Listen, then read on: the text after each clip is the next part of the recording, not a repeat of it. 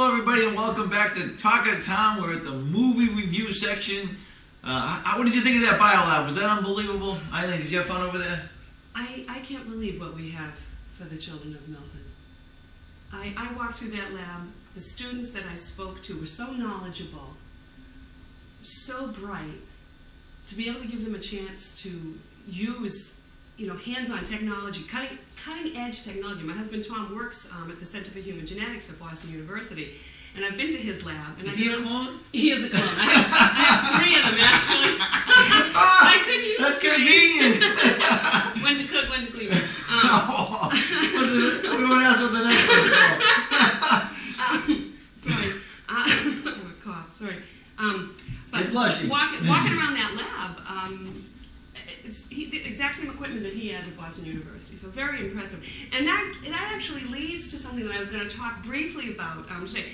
A lot of television shows now deal with forensics and CSI and that type of... Right. And I think that's one of the reasons why we've seen, I think CSI, the original CSI, has really spurred this...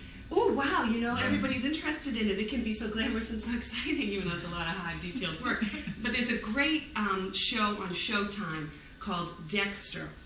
And if you haven't had a chance to see that, it's actually going to start running, I think, on just regular network television, where the writer's strike came. I think they took the first season of Dexter and put it on Channel 5, Channel 4. And they liked it, so they're going to buy the rights. Yeah, so they're going to buy the rights. And I can tell you, it's actually based on a couple of mystery novels by a man named Jeffrey Lindsay. It's based on Darkly Dreaming Dexter and Dearly Devoted Dexter. And the premise of the show is he suffered a traumatic incident in his childhood, and since that time, haven't we all? Has had an incredible bloodlust, and was luckily bloodlust. Yes, was luckily raised by a very understanding and caring police officer, foster father, who helped him channel that bloodthirst into murdering only people that really deserved to be murdered. And he works in the crime lab in Miami. He's the blood spatter technician.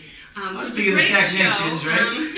It's kind of fun, kind of ties in with the whole... Oh, you're sick. Well, she said she would tie this in. Did she do a good job? A lot of fun. Okay, but on to some of the movies that I saw. I saw a couple... It's been a crazy couple of months. Deanna's been sick with the flu. I hurt my back. Tom's dad died. He was in Ireland.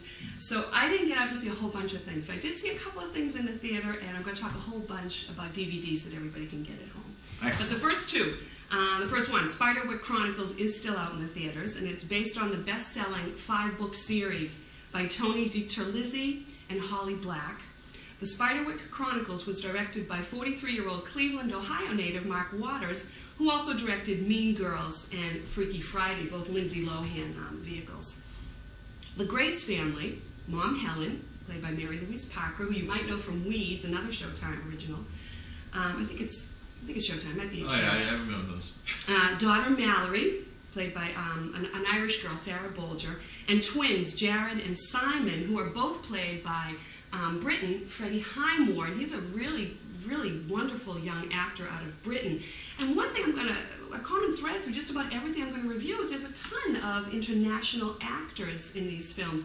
Even though I believe Spiderwick Chronicles is an American film, we're seeing a lot of British and Irish actors in a lot of these Just the melting pot of the world. Yes, it is. And you'll probably recognize Freddie Highmore from Charlie and the Chocolate Factory. He was Charlie. Oh, okay. Yes, I saw Charlie. you will recognize him. That was an easy one. The family is recovering from a recent divorce, and they have moved to the old family homestead of a distant aunt. It is a decrepit, musty, mysterious house set deep in magical woods, and it doesn't take long for the children to unlock the mysteries of a book, The Spiderwick Chronicles, written by their great-uncle Arthur Spiderwick, played by David Strathairn, who's always great. He's just unfortunately not in this very much. That Jared finds hidden deep in a trunk in the attic. The book that the children find in the attic warns all not to open it, but of course they do. That's all you need is a note saying don't open it to guarantee you're going to open it. It tells of strange, wonderful, yet dangerous inhabitants of the woods in which the house lies. It is full of detailed illustrations and secret spells that can unlock the mysteries lying unseen to the naked human eye. It is with the help of Hogsqueal, and he's voiced by Seth Rogen, who's very popular right now. He played a police officer in Superbad, and he was also in what was that one with Katherine Heigl, where she was pregnant? You're not asking me. All right, but you know what Ask I'm the talking about. viewers. Maybe we should have called in. And also Thimbletack. So these are two little animal friends that the kids meet, voiced by Martin Short, who, boy, you haven't heard or seen Martin Short in a long time. And the children are able to aptly put the book and all its contents to work in their favor. They use a seeing stone to see all the creatures of the enchanted forest, some good, most evil. And the evil forces are led by a thing, I don't even know what to call it, called Mulgarath. And it's Nick Nolte. I'm watching the movie, I'm like, I know that voice. I know those eyes. It's Nick Nolte, who I reviewed not too long ago in a great film, probably my favorite film of last year. Off the Black. So if you haven't seen Off the Black, I hate it. Oh, it's about an alcoholic small town he was the actor. He was act well. great in that. So see Off the Black if you haven't. You want your little dose Or of Nick acted Nolte. good. Is it good or well? He acted well. They go so far as to track their aunt down in a psychiatric facility in which she has been placed since losing her father as a young girl, because she tells everybody that she sees these things around her house, so of course they think that she's crazy. And together they all solve the mystery of the Spiderwick Chronicles together. Now the books were a little repetitive and derivative, and I only read the first 3. Derivative? What do you mean, derivative? Like you've heard it all before. Nothing new here. But Noelle, who's 9, she loved these books. So maybe it's books really, it is a children's book. She my loved daughter them. really enjoyed it. And she raced through all 5 of them in just over a week. Because she could skip half the book because it was a derivative. They're very thin. They're just small, thin little novels. But she raced through the whole series in just over a week. So I took her to see the film. And I enjoyed the film, but felt it could have made better use of the great outdoors that the books describe in such beautiful detail. We get only glimpses of the airy, colorful fairies and swirling downy feathers that encapsulate characters in the story. Most of the action of the film actually takes place in the house, and that is a disservice to the authors, although probably a lot cheaper to film. It's always about... Yeah.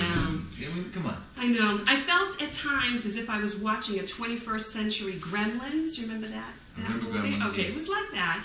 And not a very imaginative retelling at that. It ends happily and neatly, and Noelle, for the most part, was satisfied with the film adaptation, although she said that they left out huge chunks of the story, including most of the 4th book.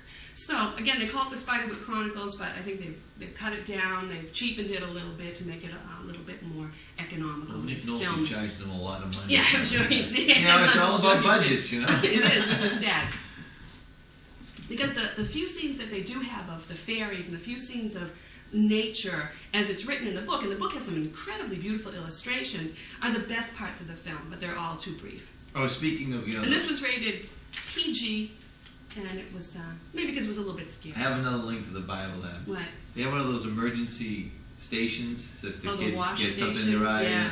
and it says push, there's a big thing that says push. So during the meeting with them yesterday, they had a sign on it, do not push. I was waiting for someone to go, oh, why not? Boom.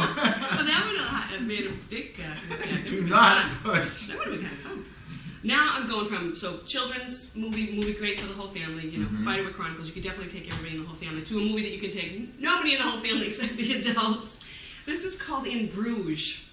In Bruges? And it's, in Bruges. Is that It's French? an Irish... Bruges? It's Belgium. So, yeah, I would say, do they speak French in Belgium? I think they do. Oh, right? yeah, well, absolutely. I think so, yeah. right? I don't know.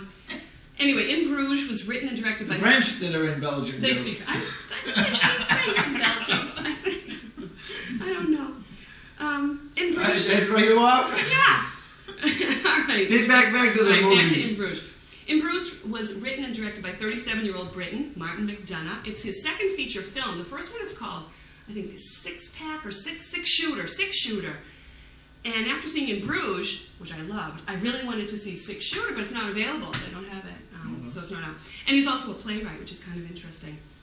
It tells the story of a duo of hitmen, and I think they're Irish hitmen, although they talk a lot about London. Both of the actors are Irish. Did they speak Gaelic? No, they spoke English with a pretty heavy Irish accent. Okay. Yeah, it tells the story of a duo of hitmen. Journeyman Ken, played by Brendan Gleeson, who you might recognize as Mad Eye Moody from the Harry Potter films. Yes. And he's a much more handsome man than you'd expect. An apprentice hitman, Ray, played by Colin Farrell, and he's kind of like the Irish bad boy. He started out in films maybe about 10, 12 years ago. I forget what his first film was, but he's had a reputation as a hard partying, hard drinking Irishman who recently had a child. Irishman was hard partying and had Yeah, I know. I'm It's shocked. I'm He's hard to believe. breaking out of the mold. Bit of a stereotype there, eh? But probably the two movies that I've seen him in that I've really enjoyed him in are Phone Booth, which was a real taut, psychological thriller. It was great. Yeah, you talk about filming in a small space. Yeah, that was pretty cheap to film. And he played Captain John Smith in The New World, which was out maybe 2 years ago. And that was, believe it or not, a pretty good movie. And I liked him. Oh, I'll have to get that.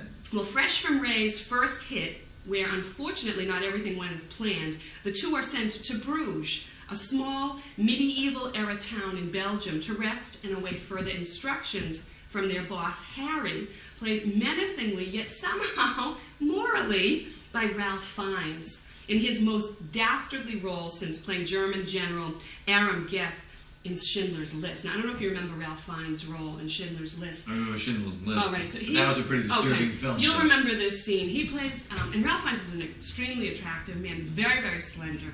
He plays a German general in a concentration camp, and there's one scene where you see him high up on like a parapet, coming outside of his bedroom. And the boy runs down below and he shoots the... Yes. Oh, yeah. So you know, he is just incredible. Yeah, he was a... Ooh, he was awful.